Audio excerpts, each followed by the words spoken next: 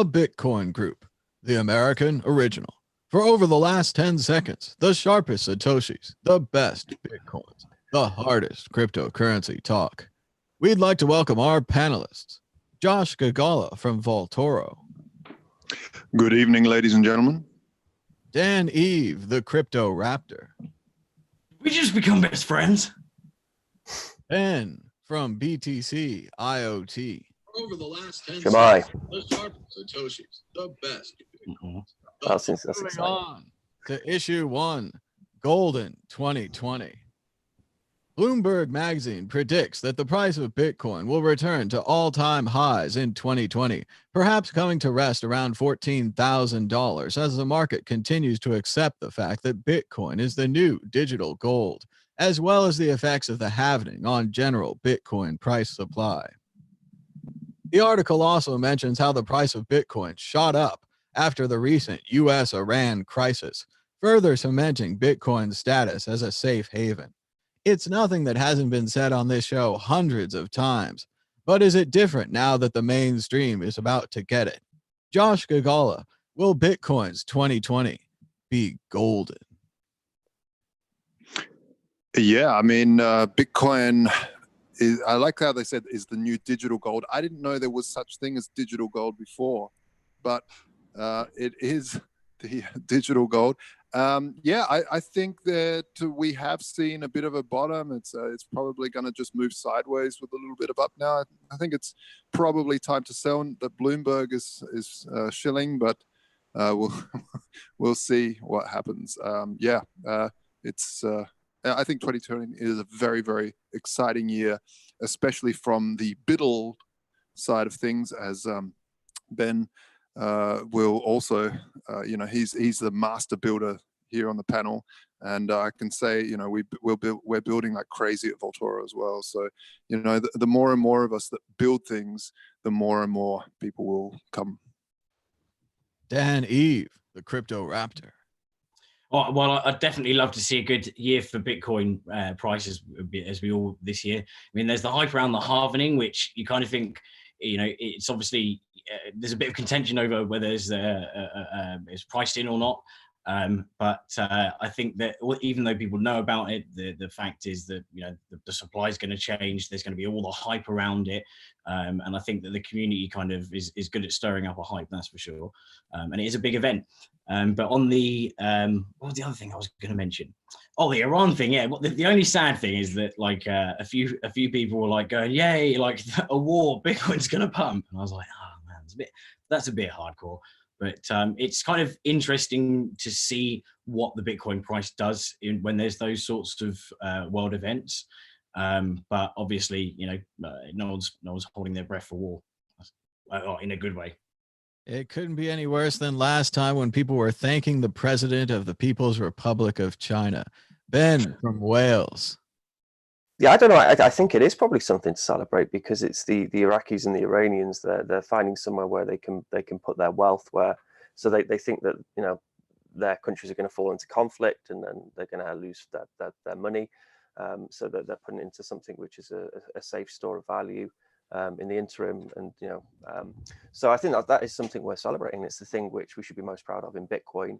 If you imagine the Jews having such an ability during the Second World War to store their money and then be able to cross borders and keep like a brain wallet in their heads or something. So it's pretty cool that the price pumped. Obviously, them being in that condition in the first place is very sad, but it just means that Bitcoin is useful in that way, which is great.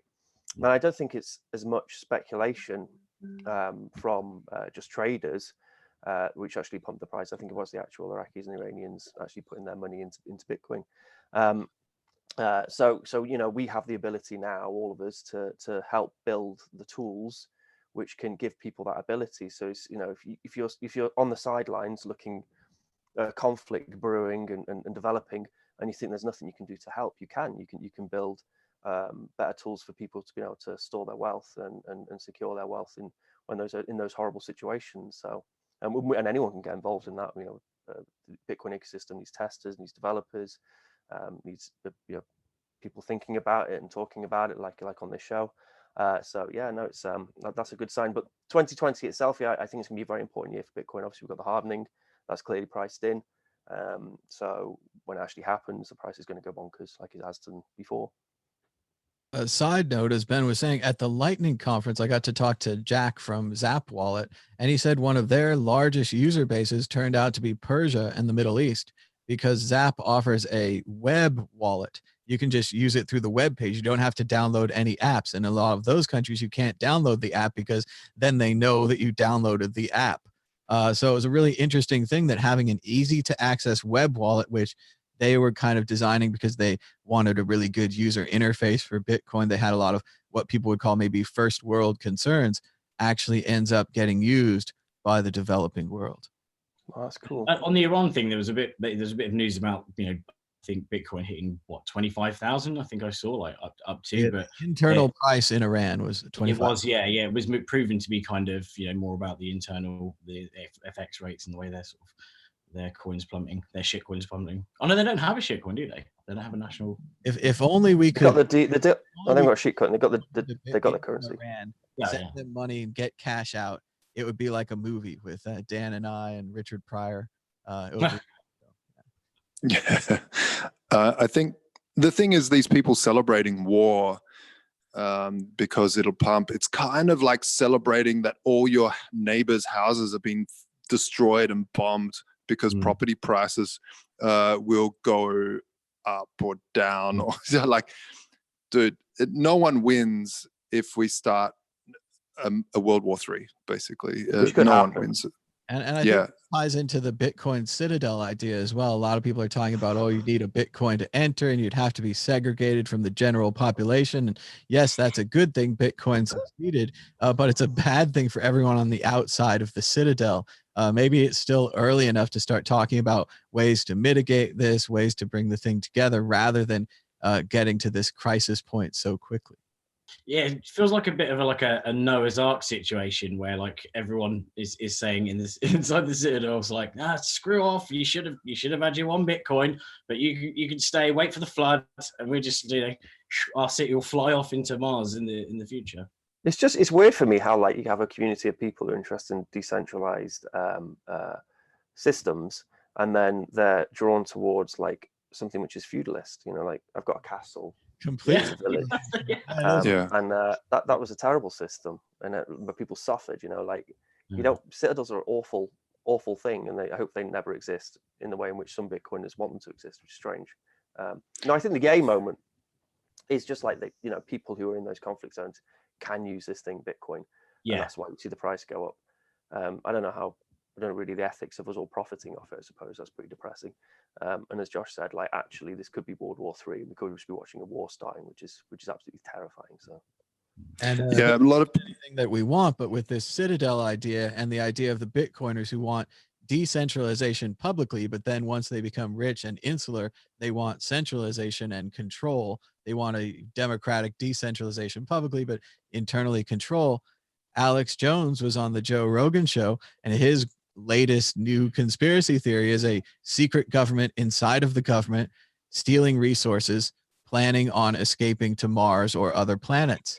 Is that not too different from the Bitcoin Citadel movement? Both publicly and privately, people are coming to the same conclusion that they should break up into small groups and leave the world. So much for working together in large groups of people. Yeah, but if the thing is, if you were evil enough and outside the Citadel, like you could plan an attack. I wouldn't do this, by the way. I'm not like, don't investigate me in future. But someone could like bomb the Citadel, and then all the Bitcoin would be lost.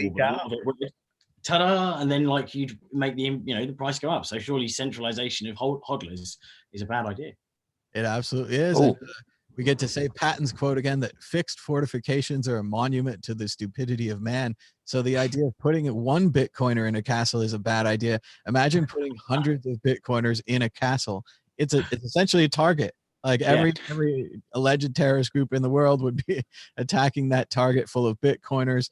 The whole libertarian thing just goes down the drain. But maybe Richard Hart always looks like he sits in a castle. He does. We're skipping ahead. Let's stay on. I reckon It's just a very well presented council house. It's just got like a nice room in the back of the council house. Come on, Ben, you got to get some crystals in the background there. You're falling behind. Some monkey candles. Healing crystals.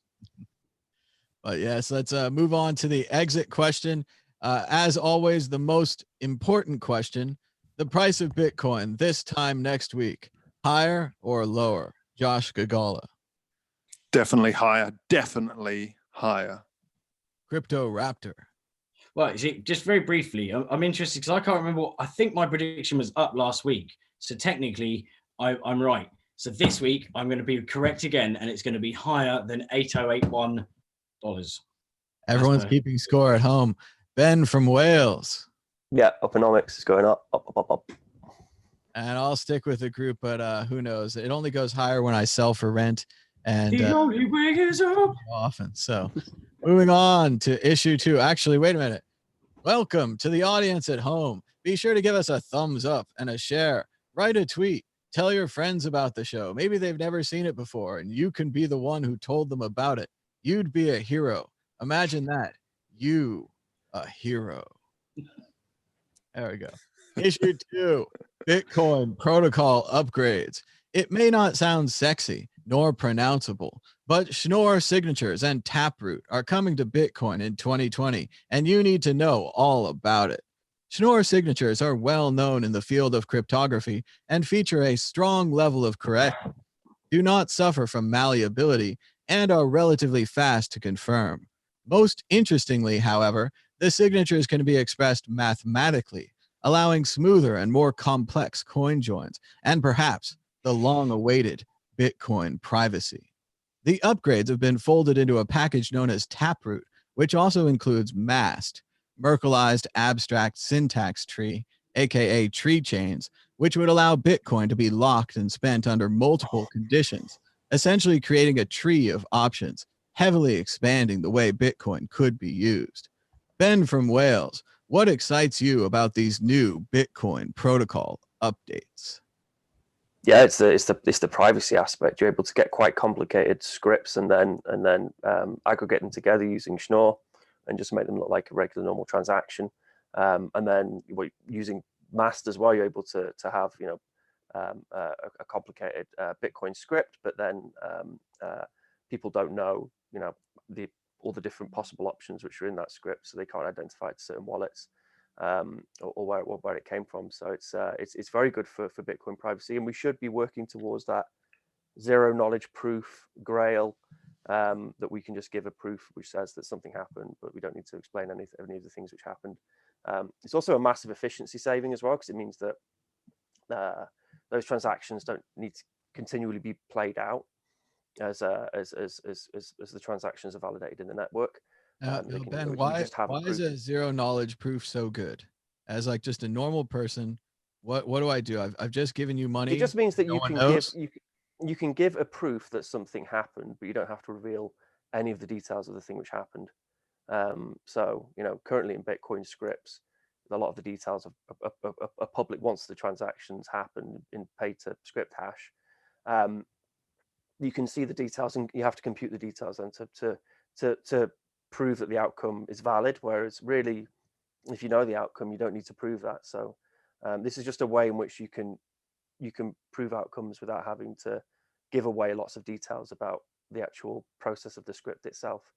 So in the MAST thing, if I get the money because I had the magic password, or it became 12 o'clock on Tuesday, or the Mets won, it doesn't matter which one of these conditions gave me the money. I get the money because one of those conditions became true, and the law. Yeah, and all you need to do is just reveal like that condition, and not all the other conditions which you would need to reveal. And then with the Taproot thing, then you can kind of make that even more sort of vague, so people can't. It just looks like a transaction. So it's huge. It's a massive thing. I feel really guilty though, because when I was at CCC over Christmas, Peter Wuller did a talk on this, and there were all these not all, there's about 30 really good brains sat there watching Peter Wuller, and I was the one person who kind of flaked out. I was like, no, this is too much for me. I don't know why. Maybe I hadn't had a decent cup of coffee or something, but it was so high level. And but you watched the Peter Wuller's talk. I think it's from mid 2018, and I was able to spend a few days watching the guy work. He works hard. Like he's on his laptop and he's grinding away constantly. I think it's amazing when you hear them talking about some kind of airy-fairy concept, which you think is never going to happen because it's too confusing and complicated. And then a few years later, then it's rolled out and it's an actual, real, tangible thing. The Schnorr, for example, just in itself is a huge upgrade.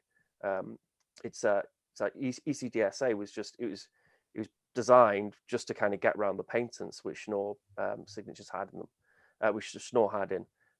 So Schnorr was always better, but it wasn't until 2008 until those patents ran out that people could start using Schnorr. By then, it wasn't because of the patents. It wasn't a standard, so it wasn't used as much as it should do. But that's a huge upgrade in itself. But all these things wrapped together, these tools wrapped. Who knows how people are going to use these things?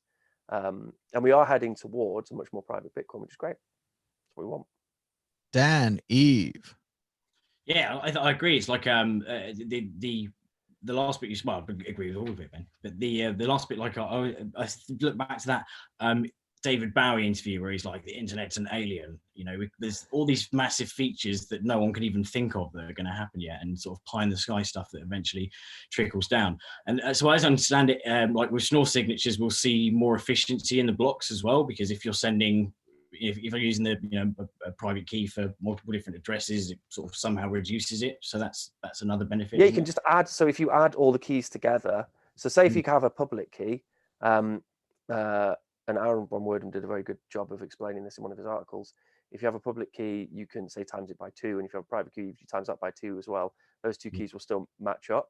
So you can take like a whole like 20 different public keys and 20 different private keys, and if you add them all up together, then they'll turn into a key which still works and can work together. So brilliant. Yeah, so that's going to probably, for batching as well, for things like exchanges, that sounds like it's going to help out massively.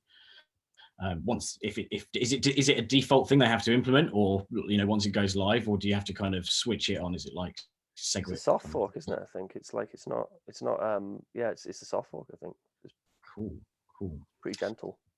Be gentle. Yeah. So what else was there? Taproot. So Taproot then. And Lightning. I think Lightning is going to be big this year. Obviously, we've had a couple of years of development. There's loads of services now that are really sort of sparking off. I was looking at LN. Oh, what was it? The one that you showed me, Ben, the other day. LN Bits. Is it LN Bits? That's my one. LN Pay.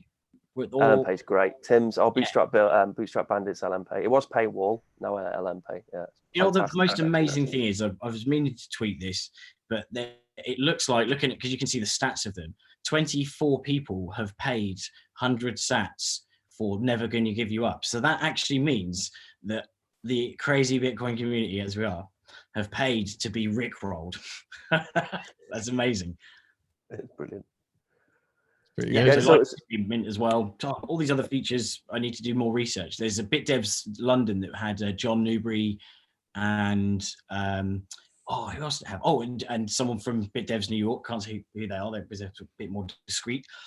Absolutely brilliant. It was going through the BIPs, and it was a real sort of good education piece. So if you're in London, check out BitDev London on meetup.com, because there'll be something coming up soon. Definitely agree, Dan. The meetups are where it's all happening. I especially miss this not being in San Francisco anymore. I used to go to the Bitcoin developers meetups, and like Ben's saying, I'd understand about half of it, and then it would go over my head. But I saw them present Lightning several times as a paper, and I was able to understand it by hearing them explain it several times. I'm missing out on that now. We can actually check out the YouTube channel for the San Francisco Bitcoin devs, the meetup. It is out there. They don't live stream it, unfortunately. But they do tend to upload it a week or two later. So we can check that out. Let's go to Josh from Voltoro. Your thoughts on Bitcoin and the new protocol updates in 2020? Somebody give me a CPAP, because I'm about to start snoring like crazy. Yeah, look, I think that 2020 really is super exciting. We're also going to be putting some resources towards RGB, which is non-fungibles, on Lightning, which is a very interesting use case, and also Schnorr. I mean, it's fantastic to see some of these technologies that really shrink down the footprint of transactions, because that's everything that we've been talking about over the years of infighting is all about this block size. And especially when it comes to security measures like multi-sig, to be able to shrink multi-sig down a lot, it would just be fantastic for the entire network.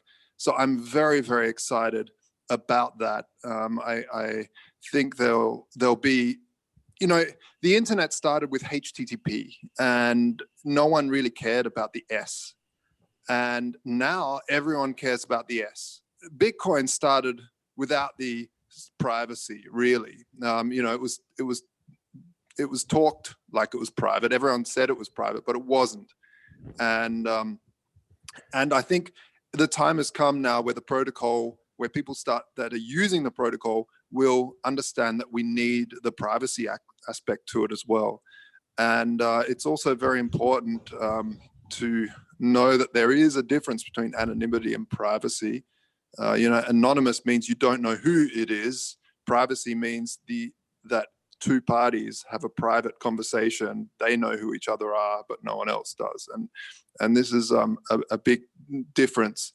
And I feel like this moving forward, Bitcoin needs to have this fungibility, because we're already starting to see that in the future, if we do not, Bitcoin will come to a stop, because in terms of mainstream, talking, because there's no way as an exchange, we need to start freezing funds because 2 Satoshis were in there that were in a theft 2 transactions ago. And the person that brought it in didn't know, and we have to investigate, the costs go up. It just starts getting unworkable. So it's about time that this really happens, and it needs to happen this year. You have to imagine every Satoshi will be labeled. Oh, this was included in the Silk Road. This was included in that hack and this heist. And this one's dirty because of that. And I used to own that one, so I want it back. And So yes, we really do need that fungibility. We need Bitcoin to change and be more private. Yeah. Sorry. The last thing on that is that it does concern me about what sort of funny rules that they're going to, the governments will bring up about what Bitcoin can be used, and if they, start cozying up with the exchanges and stuff, you can end up with Bitcoin being censored as pop. If you're getting it sent to an exchange and it's come out of a mixer, for example. So I don't know. It does concern me that it's how many hops does it take before it's clean? Is it ever clean? Is it forever tainted? Because surely you're going to have such a small concentration of sats that one small concentration of sats could come from many different places over time, and people might, from a not philosophical but a religious point of view, for example, to know that someone had a certain coin and be like, oh, I'm going to have to get rid of that coin and swap it for another bit of Bitcoin that's not tainted. It's interesting. No, we must have fungibility. Like, Bitcoin on a large scale just won't work without fungibility. And I think it's very important to not become too sentimental over how currently Bitcoin works, which I think some quite significant figures within our community can do. They say this is Bitcoin, it works this way because it's it's perfect as it is, and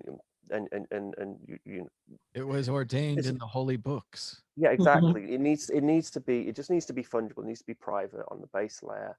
And without that, it just won't work. I mean, it will work, but it won't work as we want it to work. It won't be the ultimate money, Well, and it's interesting to see this happening on both sides. As soon as there's a hack, all of the exchanges rush to the defense of all the other exchanges, and they say, well, we're not going to cash out those dirty Bitcoins, and we're not going to cash out those dirty Bitcoins, essentially creating the necessity for these privacy upgrades, which will remove their ability to clamp down on these thefts, which is a thing that they're selling right now as a feature of Bitcoin. It's great if there's these thefts, we just blacklist all these Satoshis and we're done with it. Once they start moving, and especially to go over this upgrade again, I really wish Max was here to explain it to us in more detail. But just for me, the idea that we can take these signatures, convert them into just say 1, 2, 3, 4, then add up signatures 1, 2, 3, and 4, get 12 or whatever, and then send 12 around as a substitute for all these signatures. So now all these signatures are in a package, in a package, in a package. The coin joins right now one of the problems might be, like Dan saying, they're just too simple. How many hops do you need if it's too simple? But with these packages, with these Merkle trees inside of Merkle trees inside of Merkle trees, who knows who claimed the money? Lots of people could have claimed the money. And I do think this is something that can be fixed. But like Ben's saying, people are going to have to give up their old ideas of what Bitcoin was. And that might not work for some people. They might prefer the old ways. Tying the packages with bits of string. These are a few of my favorite things. All right, let's move on to the exit question. In your humble opinion, what is Bitcoin's missing feature? We'll go to Ben, but I think I know what he's going to say. Yeah, privacy on the base layer. Yeah.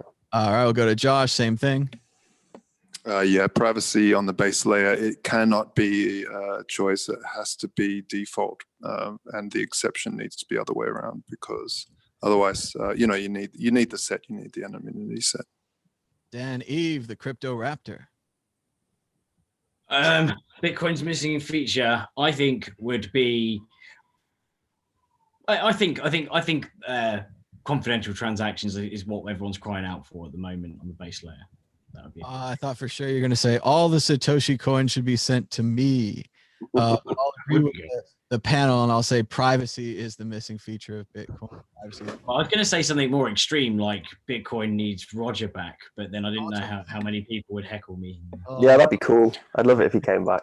I would actually, yeah. Yeah, I would like to. We're admitting it. Bitcoin.com suddenly starts funding actual Bitcoin projects, Bitcoin YouTubers suddenly rolling in dough. Roger's everybody's friend. All these writers are getting paid.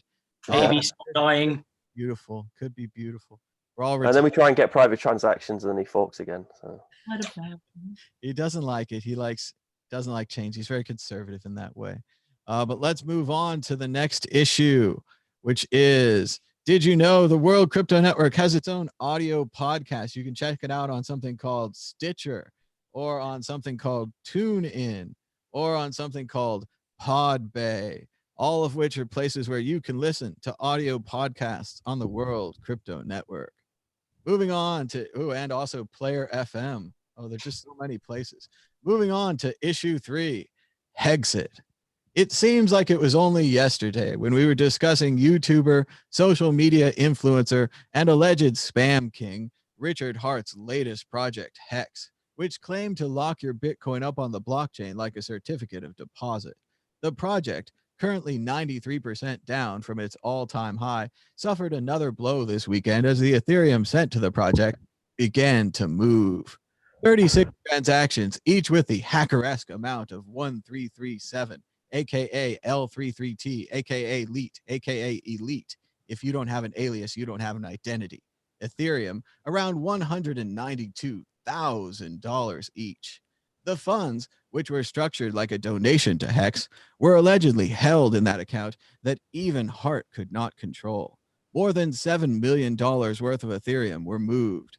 Dan Eve, is this the end of the Hex project? Well, it seems like there's still people defending it, as they usually are, till the dying Satoshi is sold on Yobit in 2053. But I don't know. I think this looks sketchy as fair. I think maybe what's his name? Richard Hart's going to come up with some sort of funny little thing like Satoshi controls the Tulip Trust 3 controls. It controls Craig Wright's Bitcoin and also this Ethereum, which will move one day. And so, it all just seems a bit too sketchy and a scam. I think what is floating around it's 1 Satoshi at the moment. The last time I checked, I think 60 Ethereum stats, down from like 19,000 or something like that. I think it floated out 19,000 Ethereum sats. So this is looking very bleak for Hex investors. If only they had taken that Ethereum from Hex and invested in Bcash, they could have scored 30% gains. It was all a plan, Dan. They just took the money to make more money with it. Moving on, Ben from Wales, your thoughts on Hex? Yeah, it's the Ethereum, the people who've bought it up using Ethereum, isn't it? They're the ones who've lost their bags. The people who kind of did their weird Bitcoin thing to get their Hex, they haven't lost anything, I suppose, apart from maybe a little bit of self-pride. No, we don't need much of that, I suppose. I don't know. I don't think it is dead. I think Richard Hart's a big enough personality to kind of keep it going, and he's probably got bags of Hex. Like he's secured his bag of ETH, and now he's got to pump and secure his bag of Hex. So I don't see it going anywhere, to be honest. And what about the 1337? Why was this chosen? Was it to make people believe that Hex was hacked and the hacker was that's Richard Hart all over, isn't it? Everything's very well thought out and calculated, even to the point where the number of the Ethereum is pulling out is a nod. So yeah, no, it's that alone is points towards his hand, you know. Worth remembering that real artists always put their signature on something. If you look at the 9/11 attacks in the United States, 9/11 was chosen perhaps because it's the emergency phone call number in the United States. Not a lot of people talk about that, but that's a high level of local understanding you have to have when you're planning something, much like choosing 1337 to move your bundles of Ethereum. Josh from Voltoro, can I interest you in a bundle of Ethereum from Hex? I mean, I don't know too much about the project. I just can't believe that people still put in money to things that it's a big problem with smart contracts still, and it will be for a long time, that a lot of these smart contracts are not very safe yet because of the complexity issues. And the DAO, we saw it happen. It's the quintessential hack that gets pointed to when it comes to smart contracts losing money. But there's been many of them, including the multi-sig wallet of Ethereum that then also got not hacked, but someone jumped on the GitHub and changed something, and I mean, it was weird. But these things are going to keep on happening. I'm not going to say that it's straight out a scam. I'm not invested. I don't know anything about it, but I just would say, people, you need to not jump on hype. Part of investing is not FOMOing. Part of investing is seeing how something, why when you go to an investor, to a VC as a small company, the biggest thing you'll get, if you're not someone that's had a good, successful exit before, the first question you get, the first comment you'll get if you haven't got a project is, well, we're going to see how much traction you get. We're going to see how much traction you get. And then they wait, and not only that, they'll say, oh, we're interested, but we're going to wait. And then they could invest at any time. So this is because they don't know how it's going to go. Maybe it'll tank, maybe it'll go good. A part of investing is to watch something for a while, understand the product market fit and all these other stuff. In crypto, it's all about like, all these people are talking about it, it's going to run, and there's a big name who's got so many followers on Twitter, and I'm going to just FOMO. And again, and I've said it on shows before, and I'll say it again, this industry is teaching the normal common person what risk is, because people keep burning their hands, and every time they burn their hands, they're going to go, ooh, okay, that's what that looks like. Unless you're an addicted gambler, which there are many of, but if you're a rational person, you'll start to go, okay, so that's the lesson I learned this time. That's the lesson I've learned that time, and next time I'm going to invest in brackets a little bit smarter. And I hope that's the case, because I really don't beg for government to come in with regulations to regulate the heck out of this space, because the more we do that, the more it just doesn't help anyone. What helps is shows like this educating people what scams look like, what to look out for, how to evaluate an investment. And then look, if you're stupid enough to lose your own money over and over and over again, well, and where I really find pain is obvious scams, full on going after grandmas, saying that the IRS is that they're the IRS and you better go to this Bitcoin ATM and draw out this much Bitcoin. There's a full on scam, and that they happen all the time. I just want to add. So I was just Port 1337. Also coincidence. is on Wikipedia, a list of TCP and UDP port numbers. There's one of the things in there is waste, literally called waste, encrypted file sharing program. But maybe it's a reference to, I don't know, maybe it's a reference to a port. Ooh. Who really knows? But I think one of the ways that people got so burnt, I've seen this before with Byteball, for example, that used to be Byte, or it used to be Byteball, and now it's Gbyte or something like that. Or again, it used to be called Gigabyte. I can't remember. I lost track of how many rebrands. But the way they did their distribution each time was by how Hex has done it, like linked to a Bitcoin address. So if I was like looking to invest in that, I wouldn't have gone anywhere near it, because if you're giving your money away to buy some of this token that other people are getting for free just because they've got a linked address, then you're going to get dumped the hell on. So, like, you got no chance. And we saw those big dumps when Gbyte used to do their distribution. Sometimes it worked out because it worked out in the Ethereum thing. I've got a side question on this. Something Josh was saying: is it better to address this directly or to ignore it? For example, several major podcasters went on shows with Richard Hart. They asked him questions. They tried to, see if this thing was real. Did all of that help people avoid the project, or did that just further convince people? Like, if you were on the Hex thing and you watched him go with McCormick or Tone or any of these guys that he went on and tried to, kind of expose this thing, did the exposing help, or did it just solidify it as they saw someone who speaks very well, like Richard Hart, essentially verbally at least, take down foe after foe?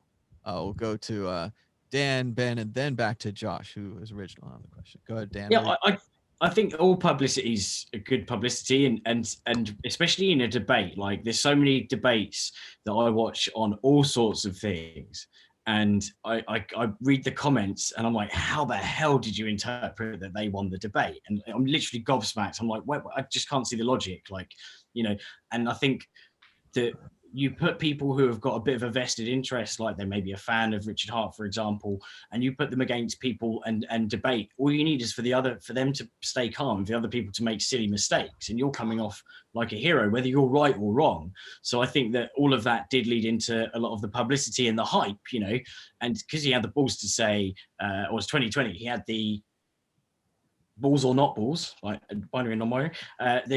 He had the guts to say that he wanted to challenge these people for a debate. Like, it made him look like there was a lot of validity to his argument, and it's almost like the same argument that's used against people debating Craig Wright. A lot of people are saying don't debate him because you're giving him a platform. Or at least don't mass debate him. Exactly. Yeah. Debate is a key word, an important term here, Dan, because it's an intellectual and an academic term, and it makes everyone think of fairness and equality. And I don't know if you guys have ever watched Richard's Hart channel, but he's very, very clever. What he does is whenever he has a guest or a person he's debating on, he puts them in a little window. He's in a big window. His graphics are perfect. Their graphics are always terrible. Their sound is always wishy-washy. His sound is always perfect. And another really neat thing he does, and again, I might copy this. The guy's great at what he does, but I saw him talk to Roger Ver, and Roger and him went back and forth, maybe 45 minutes, maybe an hour and a half. It was a really long interview thing. And after a while, Roger tired, and it was towards the end. And Richard had maybe 1,000 people watching him, right? So he finishes off with Roger, and then he's like, well, I got 1,000 people here. And I think he talked about Hex for 3 or 4 hours after that. So he just goes and goes and goes. And again, you have to have equality in a debate. You can't go into a place where someone's putting you in a little box, or they control the video and they're in the big box and they can mute you all the time.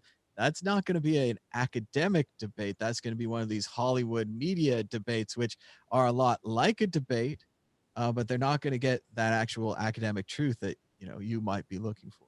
Yeah, I like those like endurance evangelism things, aren't they? Which you get in like a cult, where the cult leader speaks for like 8 hours straight, and his parishioners are all like tired and weakening at the knees, and the cult leader has the ability to just keep talking eloquently. It's endurance, because imagine if you just watched him fight Roger, and Roger's tired and he's going out, and Richard's going to do I 3 think more hours, and if you Yeah. were wavering in your belief, but then you watched the remaining 3 hours, oh, you'd be sold. He's a very bright guy, and a lot of the things he says I actually quite agree with. And I think that he got a particular type of Bitcoiner on the, you know, what you would box in, maybe is what they would call themselves, frame themselves as a maximalist, which in itself is like a no true Scotsman. I've said it before.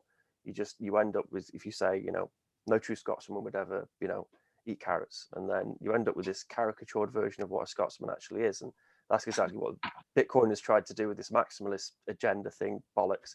Like, you know, no true maximalist would do this, no true maximalist, and you end up with this very caricatured interpretation of what a Bitcoiner is and what Bitcoin is. And if you're arguing with someone like that who just says that absolutely everything around them is complete scam, complete fraud, there's no other projects or nothing else on this planet which is of an interest which isn't Bitcoin, then I mean that's an inherently flawed decision. Like, you know, it's quite easy to argue against that kind of opinion. I remember the one with Giacomo he did, and that was probably the one where Giacomo was kept. He did a good job but the way in which Giacomo got through it was he said, you know, I'm not doing that maximalist thing so much anymore. I'm trying to be a little bit more accepting of other projects. You know, tell me about Hex, blah blah blah. And he let Richard just like talk through the technicals and kind of show Hex to be, you know, maybe a little bit questionable. Whereas someone like that British guy, I can never remember his name, who went on and just called him a scammer. It was stupid. And it gave. No, Tone Vase as well. And Tone Vase is another one. And to be fair to Richard Hart, like he's made some excellent calls in the past on the Bitcoin price, and I would rank him for his calls when he comes out and does a call. I would listen to that far more than I would listen to someone like Tone Vase. So he has a lot of respect, and he has a lot of interesting points of view.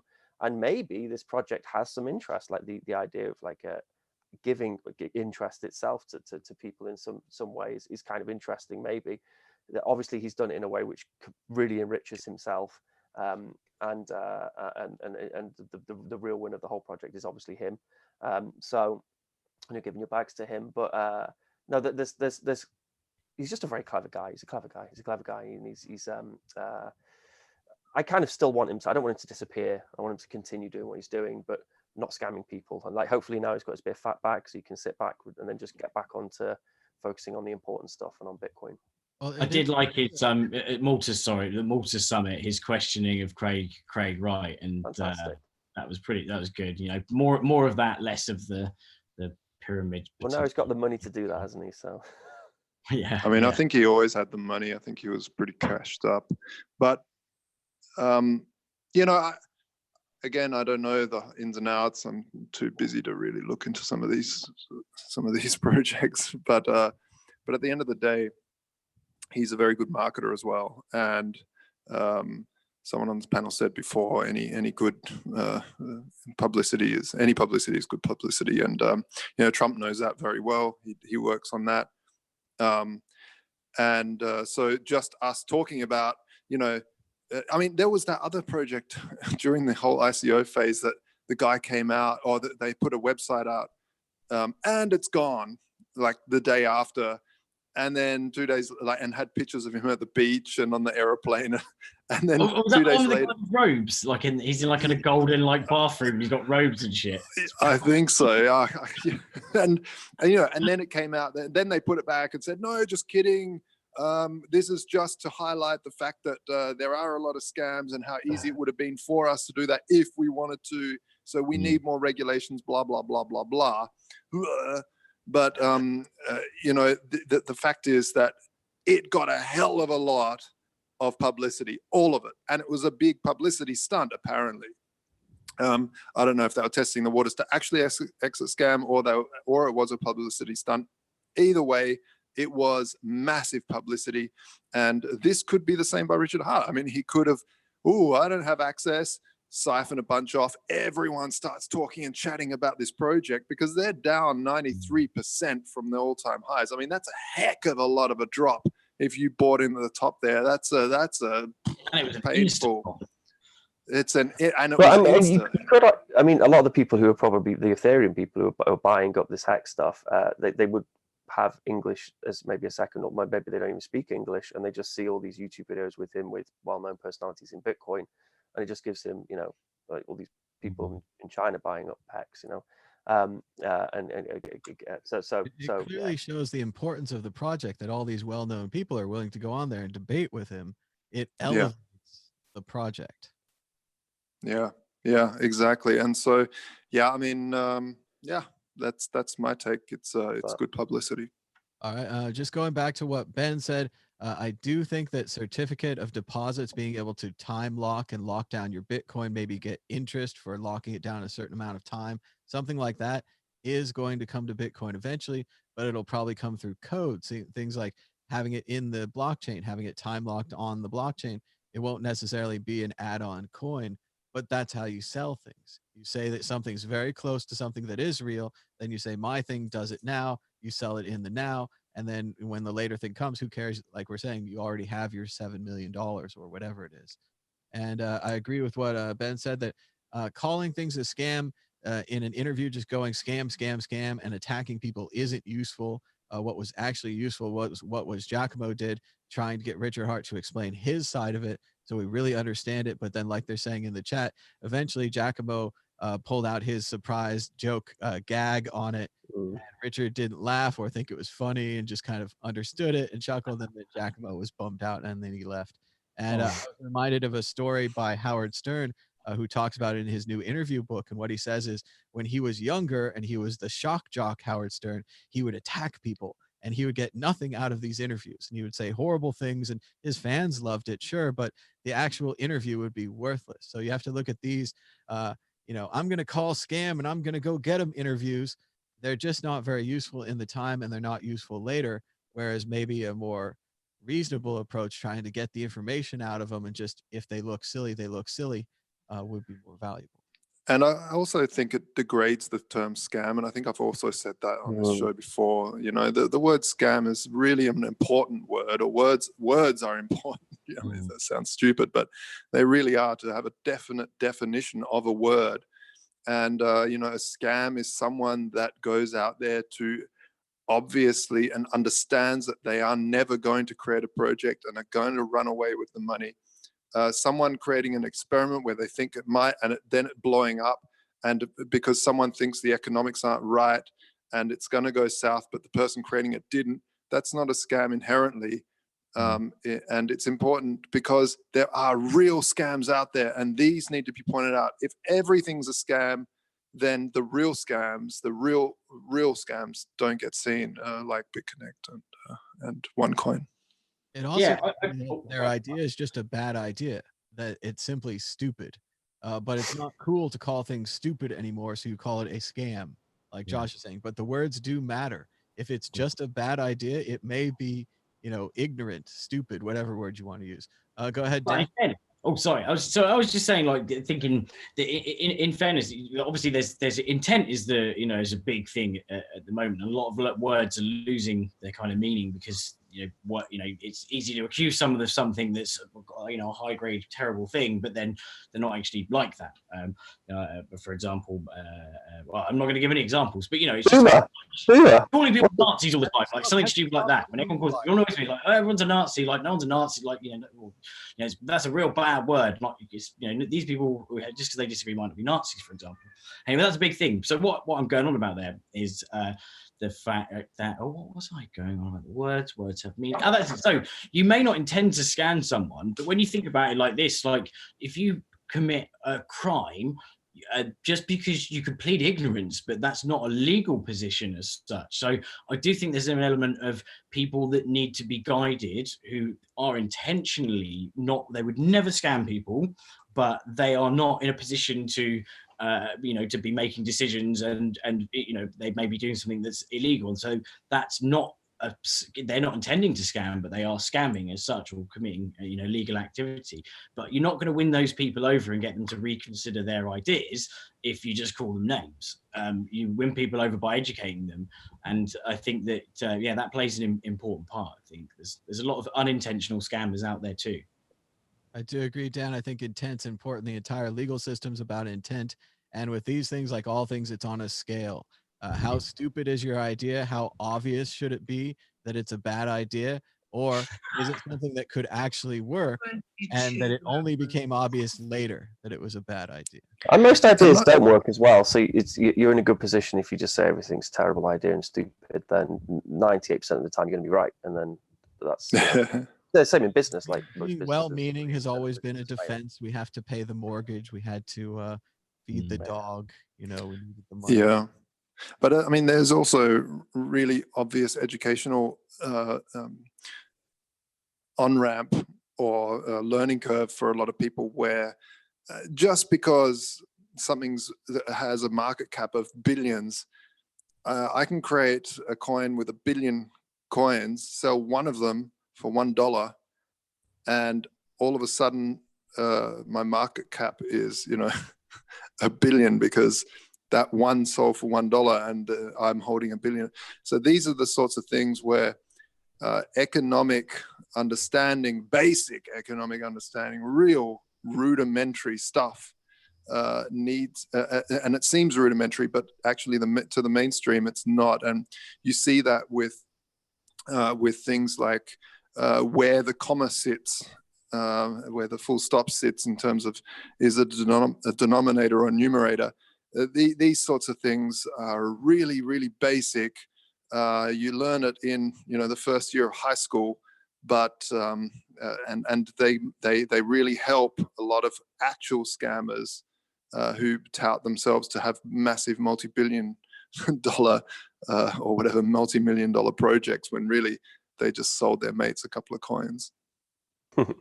And it's easy to have your eyes blinded when you're trying to make money and you're going to make 30% returns. And even in the chat, they're saying, wow, it's gone down. If it's gone down to a Satoshi, well, if it doubled, you know, I'd make lots of money from 1 Satoshi to 2 Satoshis. But if you think about it really logically, how much buying pressure would there have to be on the thing to make it double? How many people out there are going to buy this thing?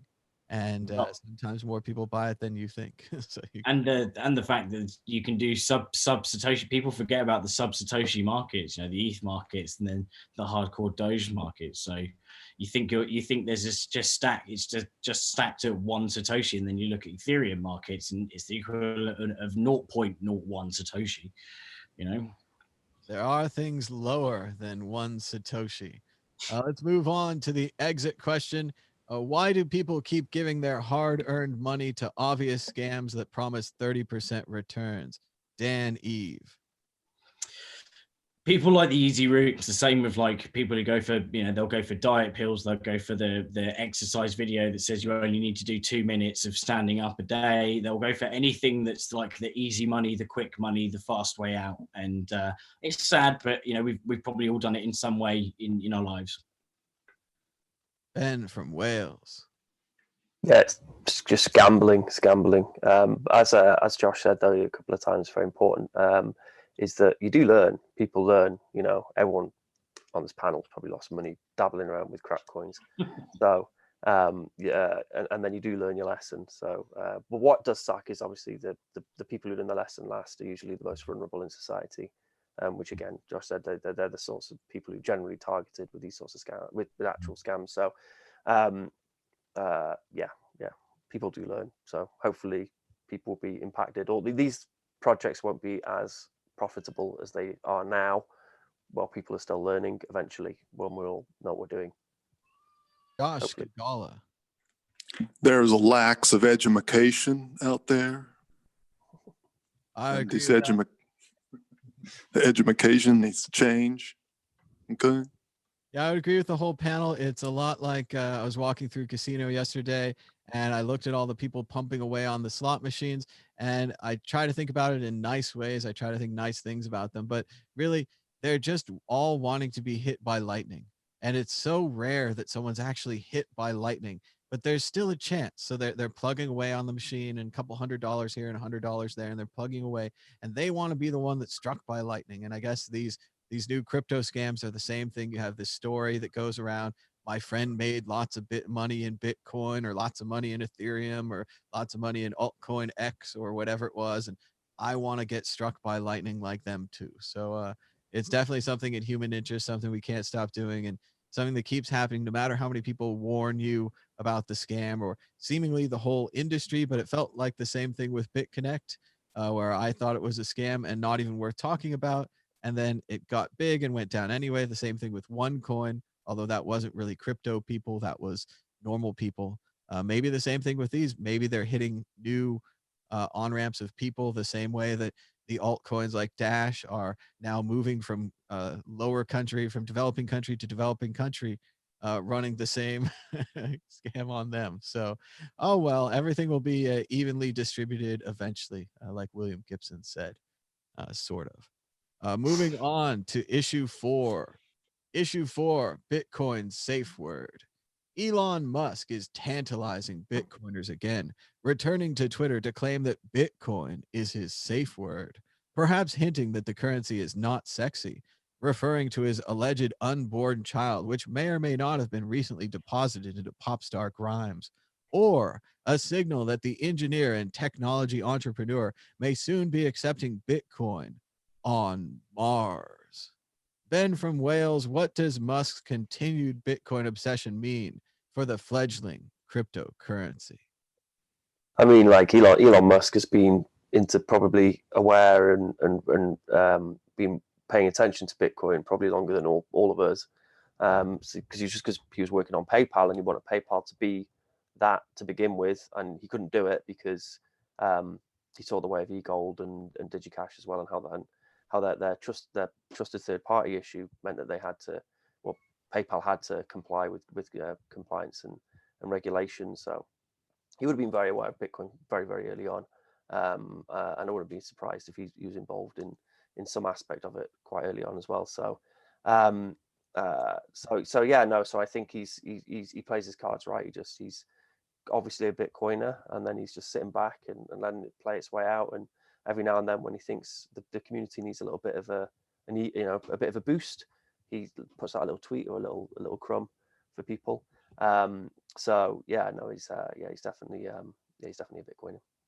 I agree, Ben. It's all about the history. The media is so excited about Tesla and SpaceX, and even here locally in Vegas, the Boring Company. They're drilling a tunnel. There's going to be an actual underground tunnel here, that they forget about PayPal and X.com and all the thing that Musk and the rest of the crew, Hoffman et al., did back in the day, and how it really was revolutionary. There wasn't a way to spend money online.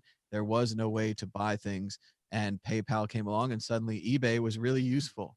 And that was a great thing for a lot of people. And the idea was there, like you say, to move the money around.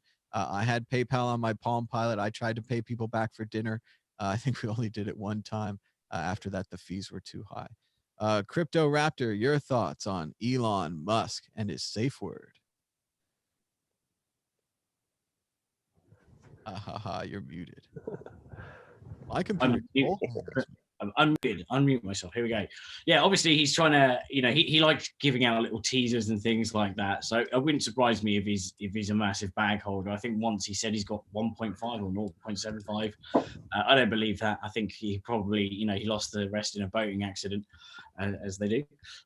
But what's interesting is Peter Thiel, he's the other co-founder of PayPal. He's, I'm pretty sure he's a Bitcoin general crypto advocate. So you can tell that those two have probably been chatting about it for a while and been monitoring what's going on. Obviously, we've seen Facebook take note of Bitcoin and how that's moving. Obviously, Jack from Twitter. So it seems like it's reassuring that a lot of the big tech giants who kind of rule the roost nowadays are getting into Bitcoin and at least know about it. So I think that's very good for the ecosystem, and also getting their seal of approval as well. A lot of people think Elon Musk is annoying. A lot of people really respect him, and to have someone who you really respect talk about Bitcoin, it gives a bit more validity to those people who would have just dismissed it. Until one of their fans, basically Bitcoin's going to spread by fanboys. It's all going to be like, big people slowly coming out of the Bitcoin closet, and then their fans suddenly going, "Oh, actually, you turn on that. It's not so, it's not so bad." I never see any major crypto celebrities saying they like Litecoin. Josh Gagala. I love Litecoin. We're going to have a Litecoin silver pair, by the way. How's that? Nice. Bitcoin to like. There's Yeah. always one. Yeah. There's always one. There's always one. No, Obviously, look, Elon Musk has tweeted over 5,000 tweets in his time, and probably more, and has 30 million something followers. He's a technologist. There's going to be every so often a tweet about Bitcoin. I mean, it's pretty important technology. He's a technologist. I don't think we should read too much into it. This is typical dump, pump, dump, pump and pump things, and people are like, whoa, Musk the Almighty has tweeted this means that Tesla is gonna have self-driving cars where people the Lightning Network. No, he's a technologist. He's absolutely addicted to Twitter, and every so often he's going to tweet about cool technology. That was a perfect impression of the internet, Josh. That's exactly what happened. All right, let's move on to the exit question. Who's a bigger fan? Elon Musk, who screams out Bitcoin as his safe word, Jack Dorsey, who accepts Bitcoin with a Cash App and promotes it on Twitter, or Mark Zuckerberg, who likes Bitcoin so much he made his own copy, Crypto Raptor? I think a bit of a plot twist, and actually Zuckerberg, who has probably given the least of a nod to Bitcoin than the other two, was very jealous of the what they called I always forget their names, the brothers, twins. Yeah. Arnie and Danny DeVito, and he's been stacking sats, and he probably has more Bitcoin than those two, just because he's like, I gotta win. It's always the quiet one in the corner who loves you the most. Ben, like a psychopath. Yeah, on the Sucker Turd, I think that I don't know. He's got the Libra thing, so I don't think he's into Bitcoin. But I was looking today, on the WhatsApp thing, it now says like from Facebook on it because like Facebook bought it. I was just imagining like a Libra TX bot on WhatsApp, like in Telegram. By the way, that's in reference to LNTX bot. So if you haven't played with LNTX bot on Telegram, then play with that. It's an amazing project. Twitter, Jack Dorsey. Because of the Iraq-Iranian stuff, I've been watching the news as we all should. Be paying as close attention to it as I can. And quite often the news is they throw up a tweet and then they talk about the tweet. So within our new material world, like Twitter is very, very important for communicating information. And I think one of Bitcoin's truly bullish indicators is that the person who's behind that project is a massive Bitcoiner. And that's this thing which is so well embedded into the whole of the world society. So, or the West society at least. So Jack Dorsey. Well, I don't even remember what the question was, but Jack Dorsey being Bitcoin is I like that. Still waiting for that little Bitcoin button below the tweet. There've been lots of plugins, but we want a real one. Josh from Voltoro, who's the biggest Bitcoin fan? Musk, Dorsey, or Zuckerberg? Oh, definitely Jack Dorsey. I think he's, it's very hard to claim for an open source project to claim a handle back, and somehow I think he made that happen. The Bitcoin handle got taken back from something that was pointing people to a different chain. And so that's that's pretty cool. And also I think we also see a huge potential, like Ben said, that we have someone that owns a network that runs headline aggregation across the internet at lightning speeds, very centralized, horribly centralized, but and can de-platform you in a jiffy like they did with AJ. Or Alex Jones, for those that don't know the internet, conspiracy nomenclature. They're not into the brevity thing. Yeah, they're not into the whole brevity thing. Yeah, I think it's extremely bullish. What I would like to see, though, honestly, Jack, if you're watching this, of course he is. Come on, yeah, of course you are. And you've obviously stayed until now, and we're talking you to sleep. But come on, add that little button. Make Bitcoin part of it. I mean, we are part of it. Oh, also, while we're at it, Wikipedia. Come on, guys. Don't hide Bitcoin as a donation. You know, you call yourself an open platform. It's an amazing platform. I love it. I love Wikipedia. I'll always stand up for it. And I thank you very, very much for creating that amazing thing. But come on, it's an open source, open source, borderless information. It needs to at least accept an open, borderless, internet native currency, Bitcoin. So come on, put it in there, Jack. Put it in there, and come on, put it into Wikipedia. It's so easy. Going back to LMPay, by the way, shilling LMPay a little bit here. But I did a little video on Twitter, I think it was last week, and it was setting up just a tip invoice generation thing using LMPay, and it took me like a minute. You can set up this invoice as a PNG, and then you can drop that PNG in your website, in any web page, and every time someone hits that web page, boom, it just generates a new invoice for zero, and you can tip it. And it took so little time, and it's just such a good service.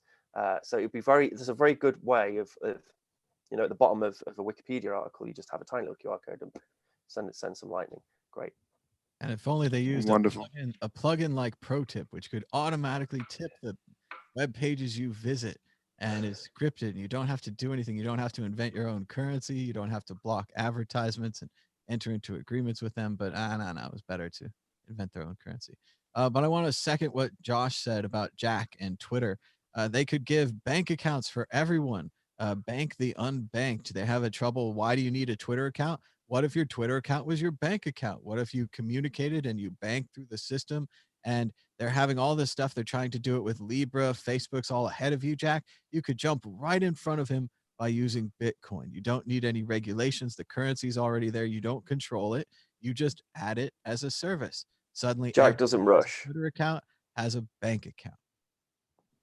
Jack doesn't rush. There's a really good Foundation interview with Jack Dorsey, and in it he talks about when he came up with the idea for Twitter, and it was years before he went anywhere near programming Twitter. And he sat back and he went, "It's a great idea, but the world's not ready." He shelved it, and then about 3 years later, he worked on it. So he's in no rush. It will happen. The world wasn't even ready when he launched it. I mean, I didn't understand it for about a year, and this was about 10 years ago. I thought, I just want to blog something. What's with the micro blogging? Yeah. It also only worked if it was centralized through them. It was never a distributed thing. It could have been many servers. It could have been many versions of the Twitter protocol and the Twitter client, but instead they had this centralized thing. At first they had an API and anyone could write programs for it, but then that went away. And now people are talking about maybe having APIs and having interoperability and doing these things again. But I wanted to stick up for Elon Musk, who no one chose as the biggest Bitcoin fan. Like Ben was saying, he helped invent PayPal with X.com. For all we know, he is Satoshi Nakamoto or a member of the team that created Bitcoin. He had an interest in creating digital money, the cypherpunk vision, the dream of spending money on the internet. Of course, PayPal could have done this at the time, but they realized very quickly, as the rest of us realized, if you could trade PayPal coins or whatever you want to call them off of the PayPal website, then you could trade PayPal coins for all kinds of horrible, nasty things. And PayPal would be in some way responsible for this. That's why Libra is having such a hard time getting off the ground, because if you traded Libra for all kinds of these nasty things, Facebook would be responsible, and then the regulators who approved Facebook would be responsible. Jack can sidestep all this and just add Bitcoin to Twitter directly. He can save the day. Maybe Elon will tell him to do it. But we're running out of time. We're moving on to predictions or story of the week. We'll go to Dan first. Are you ready with a prediction or a story of the week? Okay, so I've got a slight bit of waffle, just very quick. So first of all, had an awesome trip just missioning through Europe, which was pretty cool for New Year's Eve, and I decided that I started like putting a short list together of different tunes I'm going to do for some crypto covers, because I'm going to give myself some targets this year and spend a bit more time on the music side, just doing the fun stuff. Also, we'll have some news coming from TripKey soon about some advancements with our the hotel platform, and potentially. Well, I can't say much, but there's going to be we're going to be making a change to the payment system, and What else? And then also, Digital Isle of Man as well. So I've been chatting to these guys. They've asked me to say if you've got a blockchain, crypto, Bitcoin startup, and you're looking for funding, accelerator, that sort of thing, then they'd be interested to hear from you. So that's Digital Isle of Man. I'll be helping them with Nindy doing a conference. So hopefully we'll get some WCN coverage of that too. And then what was the next thing? The next thing was the last thing. That was it. The BitDevs meetup, the London BitDevs meetup is on the 16th. So it's with Christian Moss, and that's at WeWork at 6:15 on London on the 16th. So, I'll say the 15th by the looks of it. 15th if you want to join. All right, very cool. Thanks, Dan. All right, Ben from Wales, your prediction, story of the week, or maybe New Year's resolutions, what you're looking on for the new year, like Dan was saying. Nothing. I haven't really thought about it. Just trying to build more stuff and trying to not go to so many, because I went to too many conferences last year and it was they consume a lot of energy and time. And I wanted to sit in my cave. More and build conferences, more. Jeez, man, aren't you doing one as well? Keep that on the QT.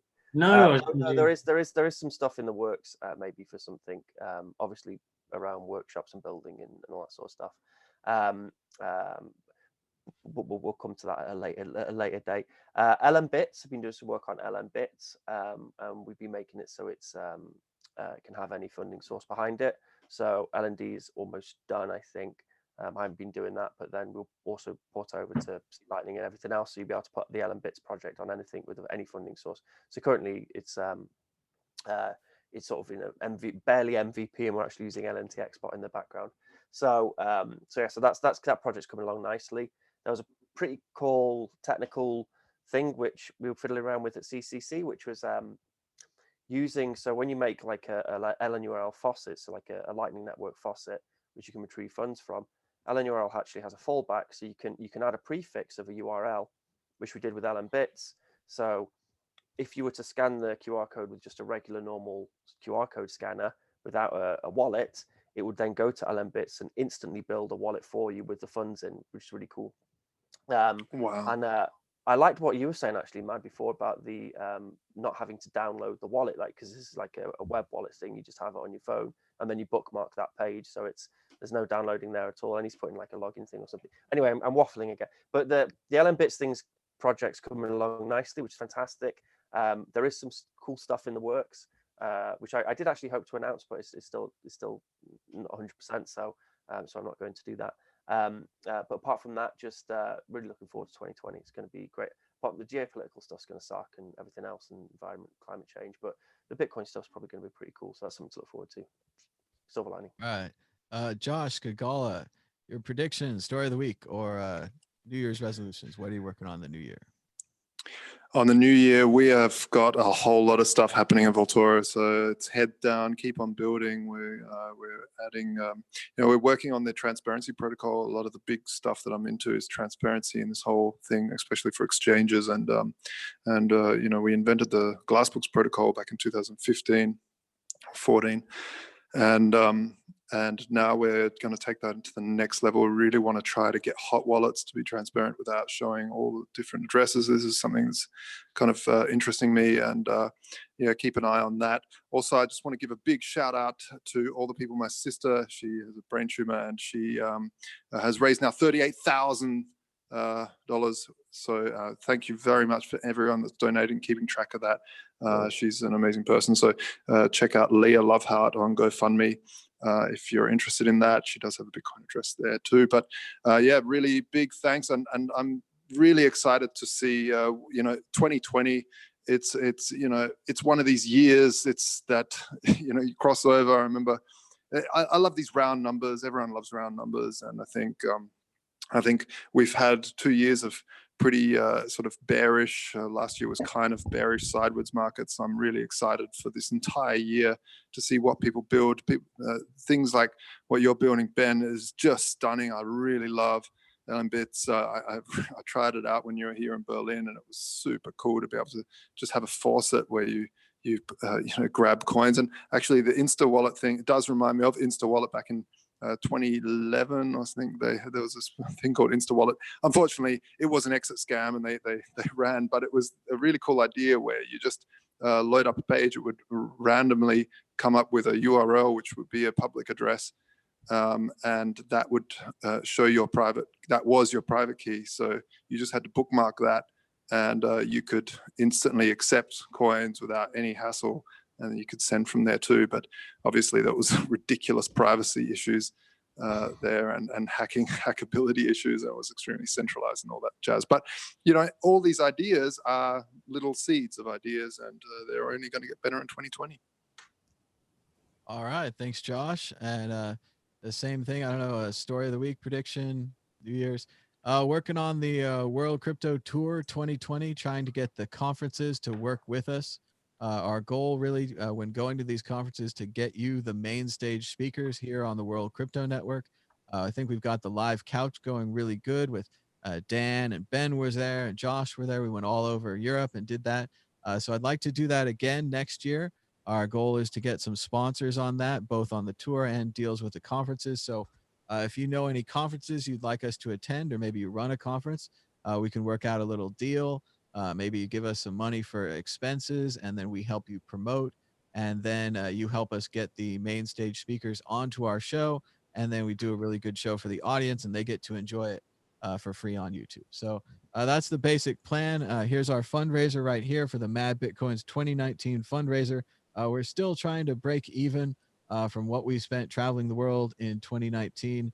We created more than 53 proof of work interviews, as well as live streams at almost all the conferences we went to, live streams from the Transylvania Crypto Conference, the Hackers Congress in Prague, BitBrum in Birmingham. We did some other live CoinFest in Manchester.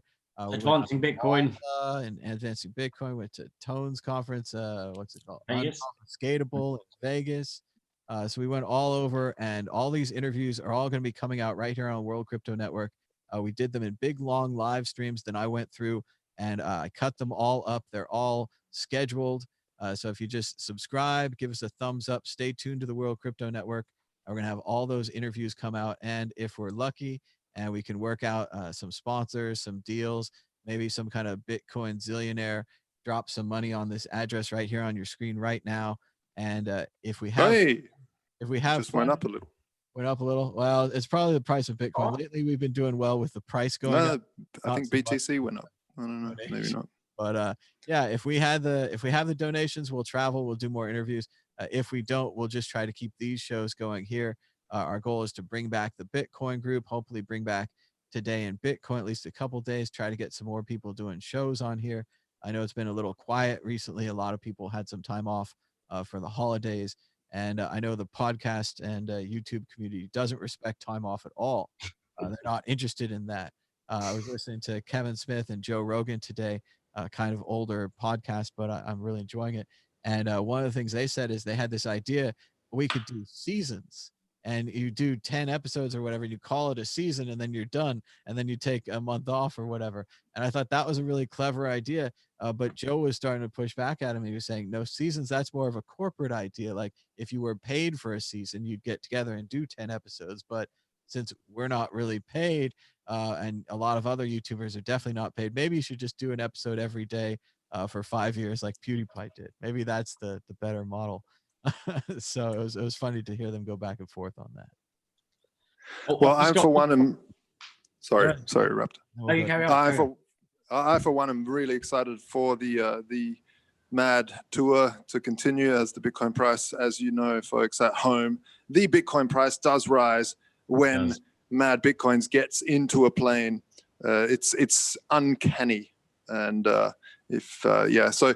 I'm actually really excited because we all know that the killer app for blockchain is conferences, and I want to see every single conference covered by Mad Bitcoins himself. And I think there's a big part to play with these conferences because some of these talks are very, very interesting, and I'd love to get a little bit more in depth into them and be able to watch them from the comfort of my own home. And part of what we're offering with the World Crypto Network, if you're a conference out there, if you know somebody that runs a conference, is that the speeches are great.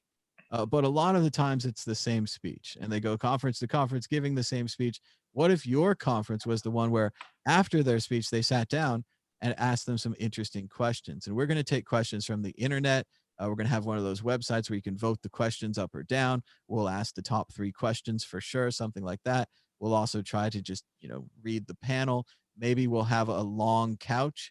Maybe we can get Adam Back and Peter Todd on there at the same time, and they'll disagree about something and they'll argue with each other. That's what we're going for. We're doing this Johnny Carson long couch. We've got all the tools, the technology. We've got some people. We just need a little bit of money for flights and hotels, Airbnbs, whatever. We stay cheap. We stay on couches. It doesn't matter. But that's what we do at the World Crypto Network. That's what we hope to do in 2020. So anytime you guys can support us with, $5 donation, $20 donation, buying a t-shirt, if we try to sell you a t-shirt in the future, things like that, that really helps support us. And if the t-shirt's $25, but t-shirts only cost $5, understand the money's going into the travel. It's going into the content, the cameras and the whatever. And same thing if we're selling, we're working on another project with Corey. I wanted to mention, we haven't gotten to promote it very much. Corey's been a little sick recently, but it's going to be World Crypto Network, the documentary. And we're going to go back into the archives and try to find some cool stuff and bring it to you. That's probably going to be on Vimeo. Right now, as a test of Vimeo, we're testing out selling the trailer for $1. Not going very well. No one's bought the trailer for $1. So it's not a good sign if you're going to sell a documentary for like $10 and you can't sell a trailer for $1. But we're still continuing on this project because we think it's historic and it's worth doing. And there's a lot of great footage in there. Early days, Chris Ellis, Andreas Antonopoulos, Roger Ver, Blake Ellis, all these, Charlie Lee, Charlie Shem, all these kind of people, Jimmy Song, Tone Vase, Vortex. There's lots of people on the World Crypto Network. And it's hard because it kind of drifts back into that YouTube archive. And I do think that we could do many documentaries. This would just be one of the first ones. And I think there's a lot of good footage in there. So that's 2020. We're working on all those goals. Maybe we'll even have our own conference or our own hangout here for World Crypto Network fans. So save up your travel money if you want to join us on the World Crypto Tour. Hopefully there'll be a spot near you, or maybe you can come to multiple events.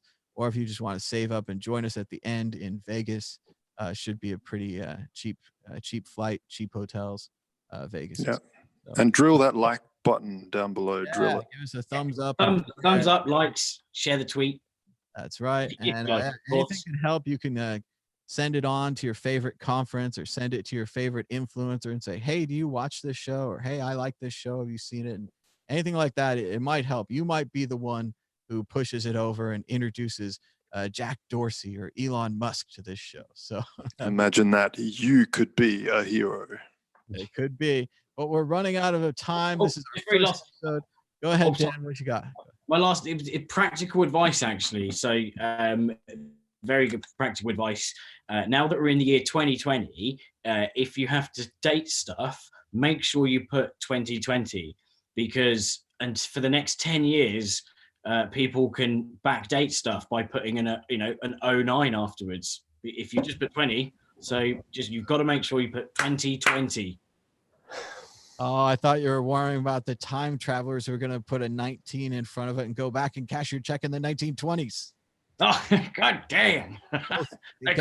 Both sides, from both sides. But we're out of time for today. So until next time, give us a thumbs up and a share and a like and all those things. Until next time, bye-bye.